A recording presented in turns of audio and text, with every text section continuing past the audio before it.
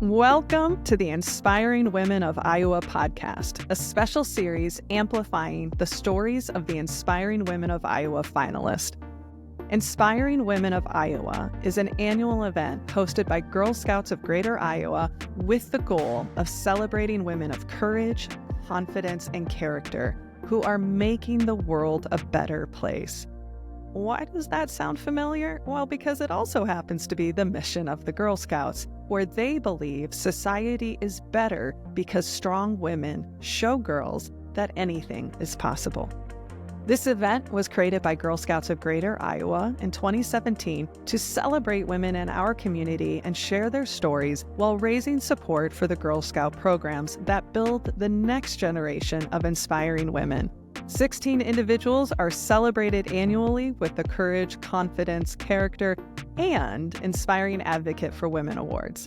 I'm your host, Sarah Noel Wilson. I am a business owner, a champion of women, and I'm also a proud Girl Scout alum, so massive love to Troop 238. And I am honored to have the chance to speak with these amazing, inspiring women and to share their stories with you.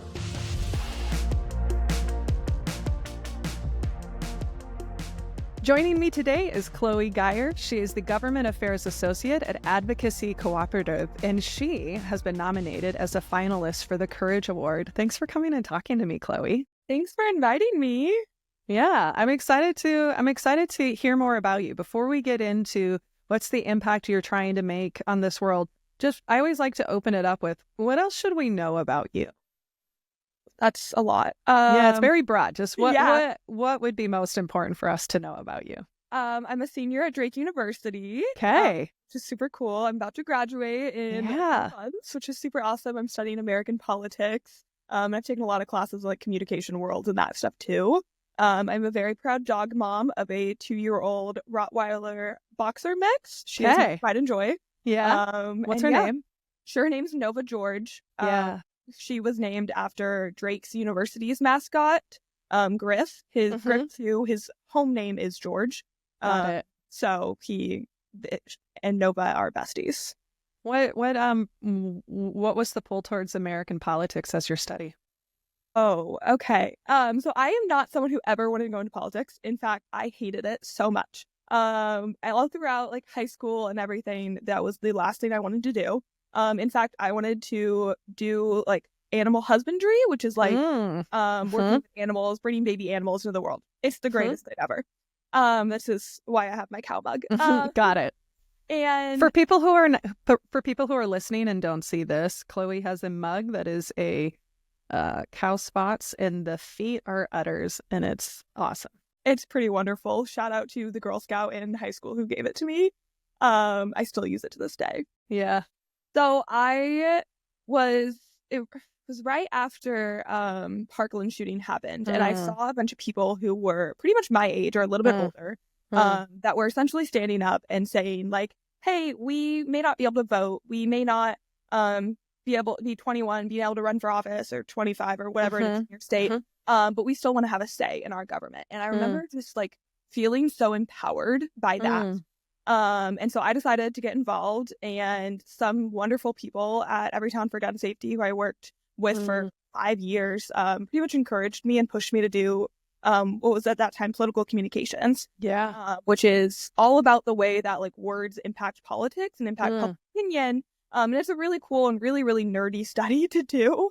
And if you ever watched West Wing, it's like the speech writers, like that's what I wanted to do. And then AI came along. And I was like, ooh, maybe communications is not the best thing to be doing in this environment.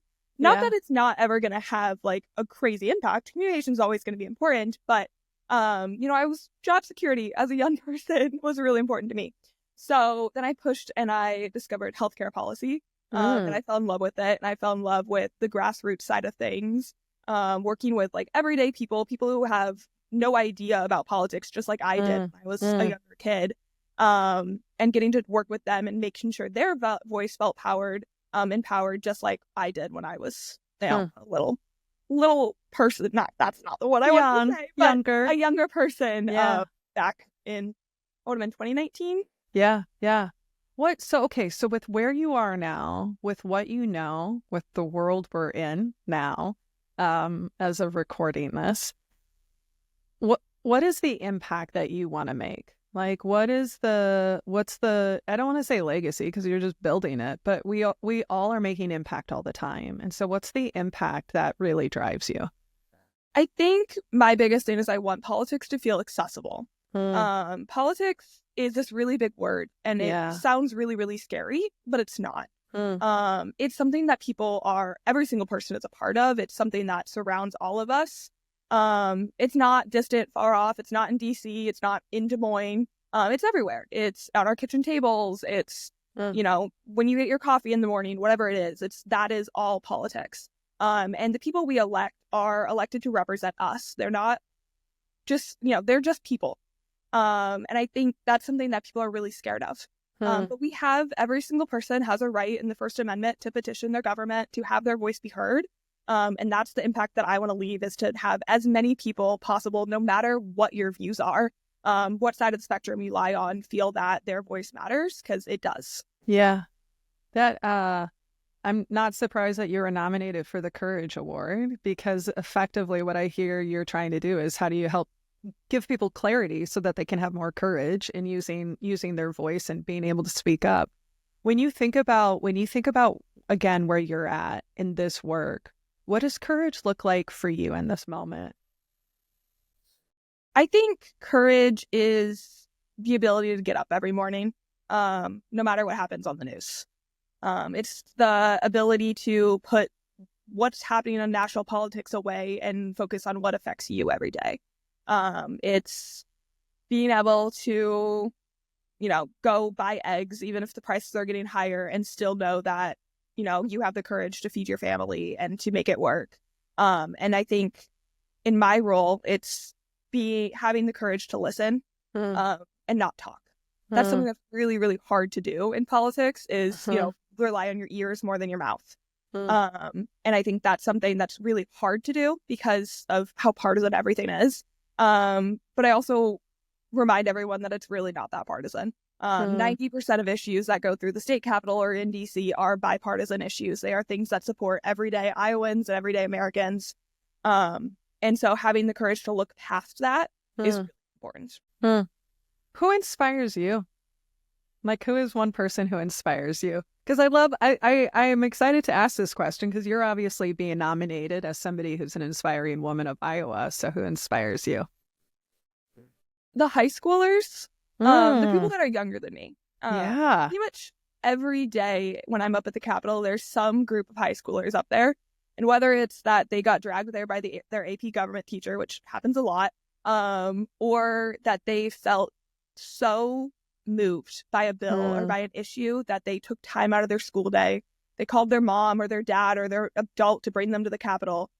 That to me is so powerful to watch, that other young people, feel this fire inside of them, and they're willing to put themselves out there.